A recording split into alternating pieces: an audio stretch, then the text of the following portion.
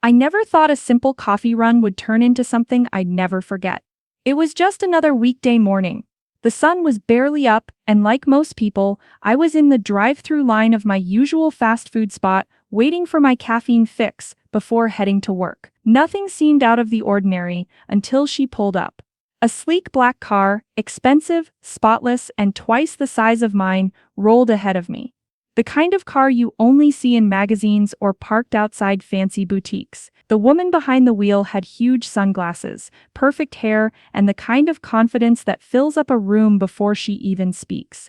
But then she did speak, and I wish she hadn't. She was yelling loudly. Harsh words poured out of her mouth like poison. The poor girl at the window, probably no older than 19, looked terrified.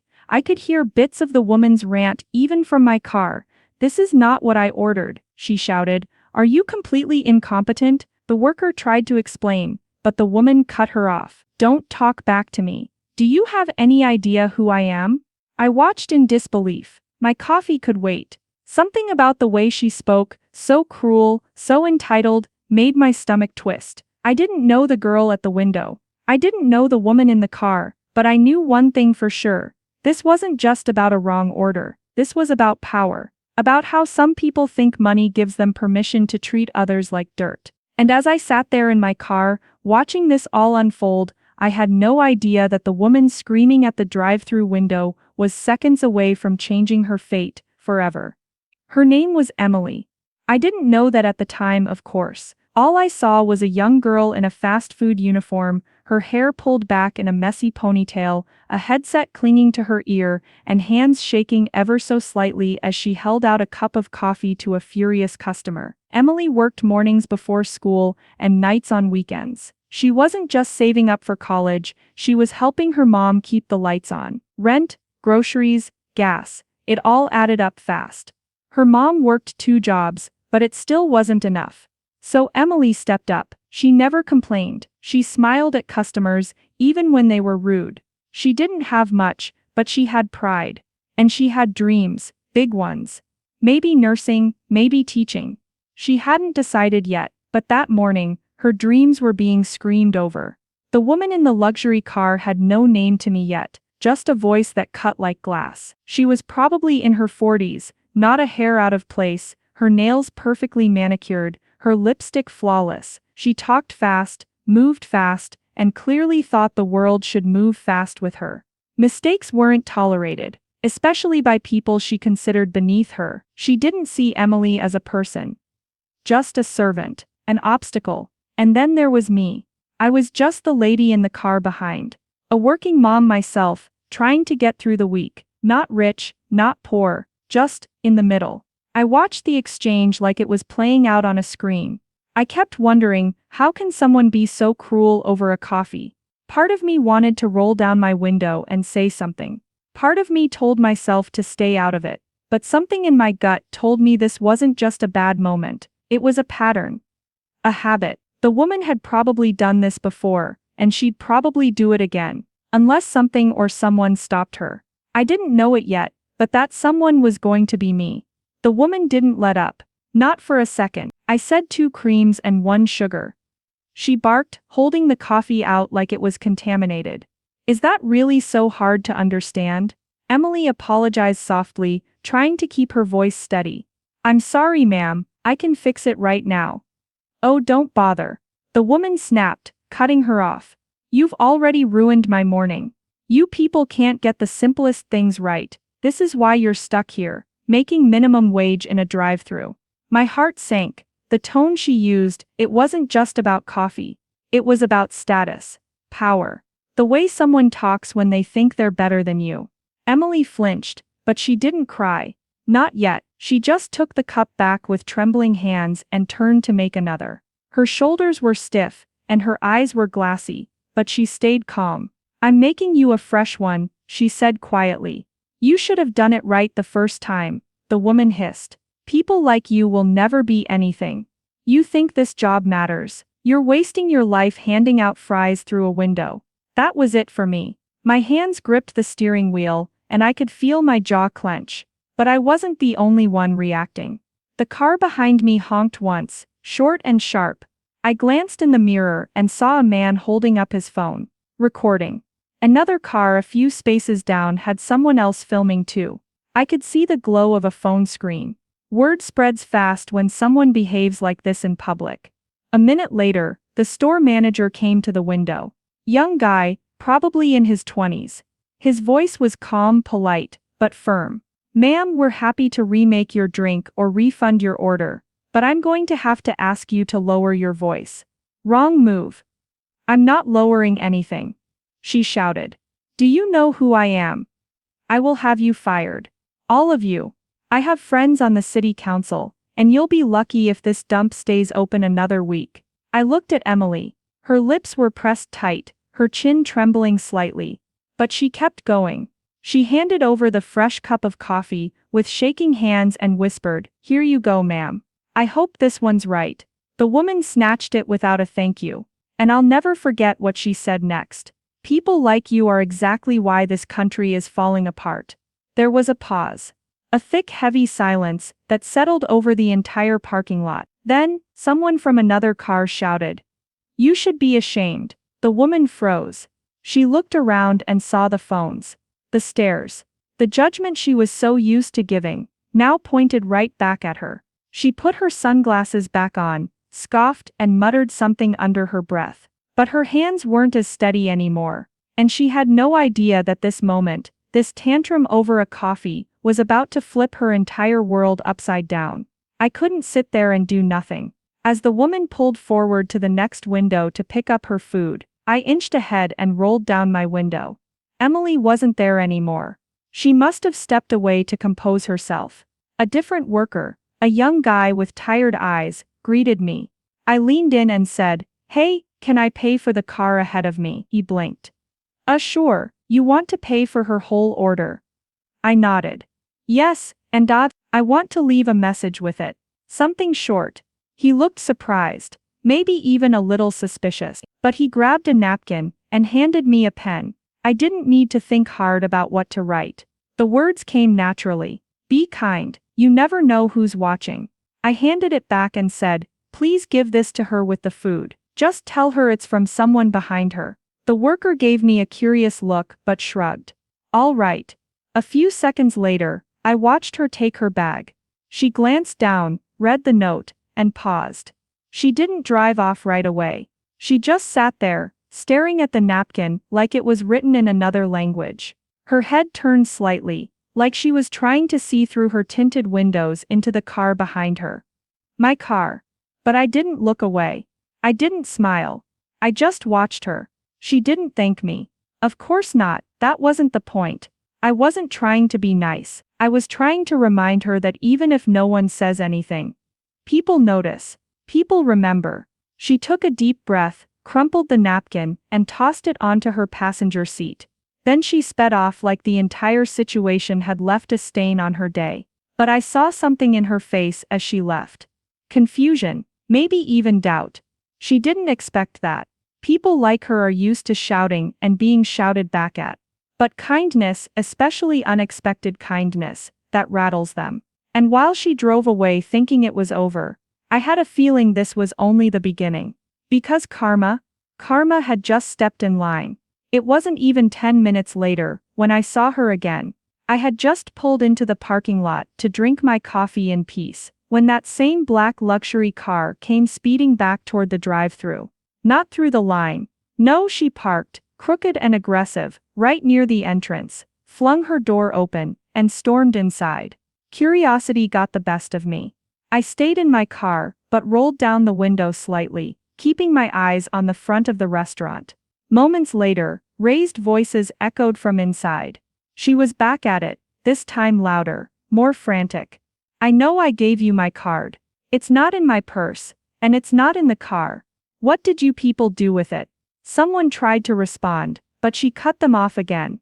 "This is theft. And I swear if I don't get my card back in the next 5 minutes, I'm calling the police and my lawyer." I watched through the window, as staff scrambled to check the counter and register area. The young manager from earlier looked flustered, apologizing, trying to calm her down. That's when he walked out. Tall, clean-cut, dark suit, Confident, quiet steps. He didn't wear a name tag, but I knew instantly, this wasn't just another employee. He carried himself like someone who made decisions, not fries. The shouting paused as he approached. "Excuse me," he said calmly. "But I believe I can help." She turned to him, annoyed. "And who are you?" He smiled without warmth. "Mark Taylor. I'm the regional franchise owner for this entire district." Her face froze. For the first time, she hesitated. "I was in the back," he continued, reviewing inventory and staffing schedules, when I noticed an incident on the front monitor. He gestured toward the camera above the counter. "We have full audio and video. I saw and heard everything." The woman straightened up, trying to regain control. "Well, then you should know your staff mishandled my order, and possibly stole my credit card." He didn't blink. "Your card is in your bag, Miss Kensington." She looked stunned. "What?" Mark didn't flinch. "You slid it between your phone case and your wallet. I saw it when you opened your purse earlier." Her face turned red. He lowered his voice slightly and added, "And I know who you are.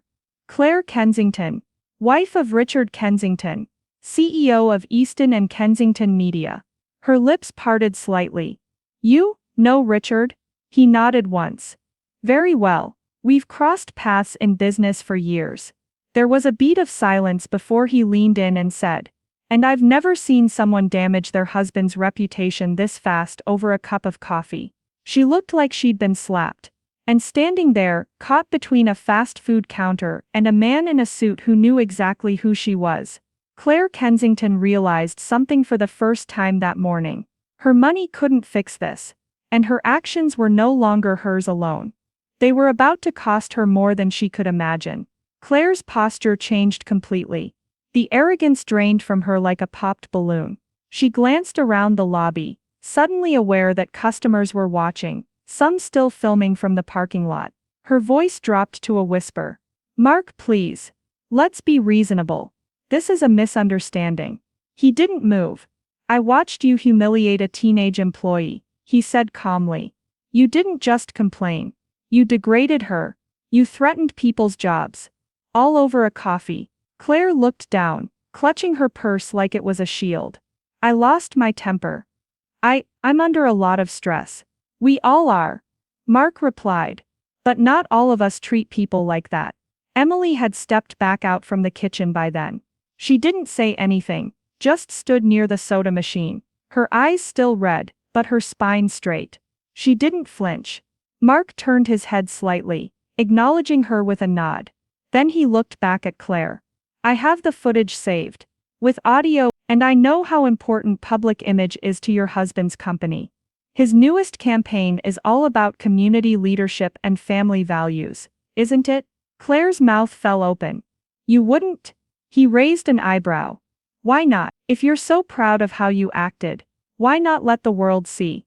She stepped closer, lowering her voice even more. "Look, we can work something out. I'll make a donation. To your stores, your staff. Name a number." Mark gave her a long, steady look. "You think kindness is something you can buy?" he asked quietly. "That dignity has a price tag." She didn't respond. He stepped back. "I'm not interested in your money. I'm interested in something that's a lot rarer these days. Accountability."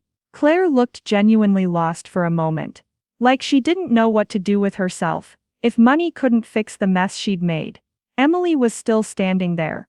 Still silent, but there was a shift in the air. She wasn't just the girl who got yelled at anymore. She was the one who endured. And somehow, that made her stronger than everyone else in the room.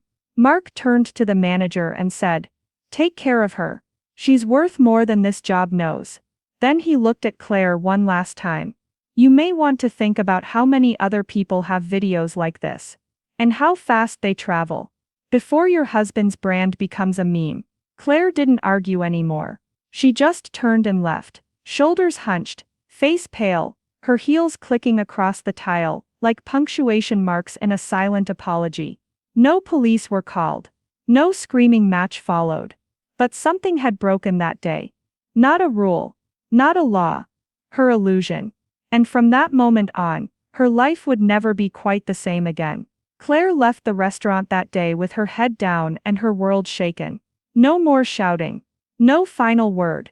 Just silence. And sometimes, silence says everything. I didn't see her again after that. Not for a while. But I couldn't stop thinking about what had happened. Neither could Emily. She showed up to her next shift like always. No complaints. No drama. Just the same steady presence, polite voice, and tired eyes. The manager told her she'd handled herself better than most adults would've. She didn't want praise. She didn't even want attention. But the universe had other plans. 3 days later, Emily's manager called her into the office. She was nervous, thought maybe someone had complained.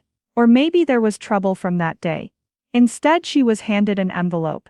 Inside was a letter. Short, formal. Typed, "Congratulations. You've been awarded a full academic scholarship to the State Community Leadership Fund. Tuition, books, everything covered." She blinked, confused. She hadn't even applied for anything like that. And there was no name. Just anonymous donor. She called her mom at work. They both cried. News spread fast among the staff. Everyone knew who it had to be. Mark. He hadn't made a big show of it. No press. No photos. No handshake. Just quiet generosity. Just like Emily's quiet strength. And that's what stuck with me the most. People like Claire shout and stomp and demand attention. But people like Emily, they endure. They hold their heads high. They keep showing up when it's hard. And they end up earning something far more powerful than fear or control. They earn respect.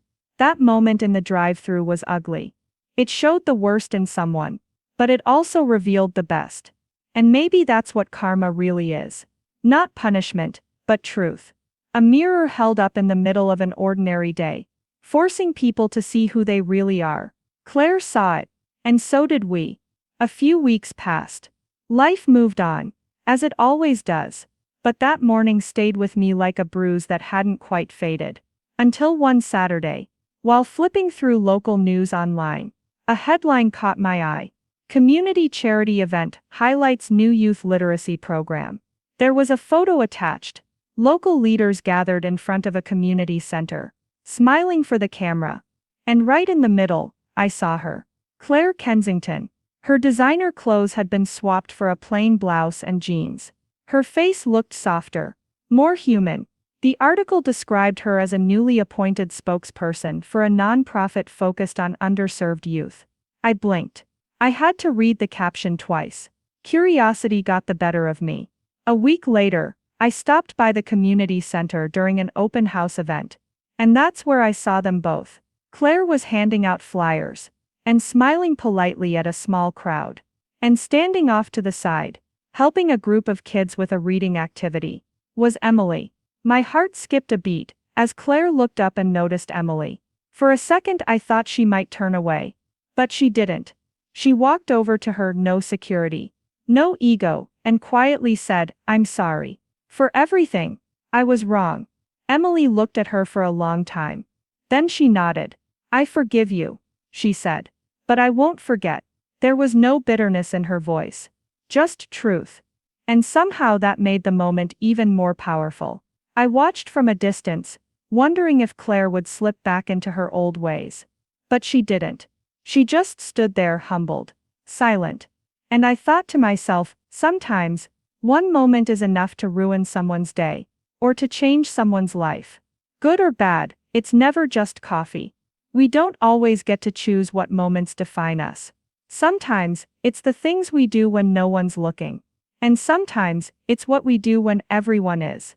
Claire thought she was having just another bad morning. She didn't realize her words, her actions, and her attitude would echo far beyond that drive-through window. And Emily, she didn't raise her voice. She didn't fight back. But her strength, quiet, steady, and unshaken, left a deeper mark than any insult ever could. That's the thing about kindness. It doesn't need to be loud to be powerful. It just needs to be real. And in a world where people are quick to judge, quick to anger, and quicker to record, the truth always finds its way to the surface. So the next time you're tempted to lash out, remember someone's always watching, and your moment could be someone else's turning point. If this story moved you, please like the video, share it with someone who needs to hear it, and don't forget to subscribe for more stories like this. What would you have done in this situation? Tell us in the comments below. Until next time, stay kind. You never know who's listening.